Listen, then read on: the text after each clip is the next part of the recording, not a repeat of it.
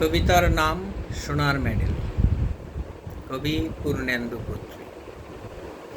বাবুমশাইরা, গাঁ গ্রাম থেকে ধুলো মাটি ঘষতে ঘষতে আপনাদের কাছে এসেছি।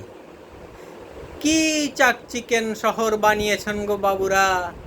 রোদ পড়লে জোছনা লাগলে মনে হয় কালকেউটের গা থেকে খসে পড়া রূপোর তৈরি একখান লম্বা খোলস। মনের উনানে ভাতের হাঁড়ি হা হয়ে আছে খিদে। চাল ডাল তরি তরকারি শাক পাতা কিছু নেই, কিন্তু জল ফুটছে টকবগিয়ে। বাবুমশাইরা, লোকে বলেছিল ভালুকের নাচ দেখালে আপনারা নাকি পয়সা দেন।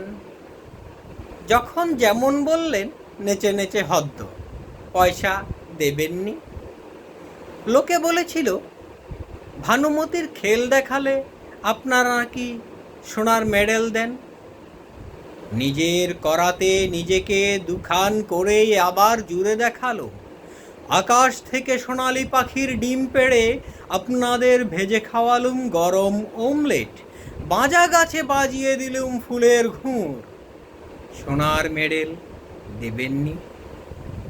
বাবুমশাইরা, সেই ন্যাংটো বেলা থেকে বড় শখ, ঘরে ফিরব বুকে সোনার মেডেল টাঙিয়ে, আর বউ বাচ্চাদের মুখে ফাটা কাপাস তুলোর হাসি ফুটিয়ে বলবো, দেখিস আমি মারা গেলে আমার গা থেকে গজাবে চন্দন গন্ধের বোন।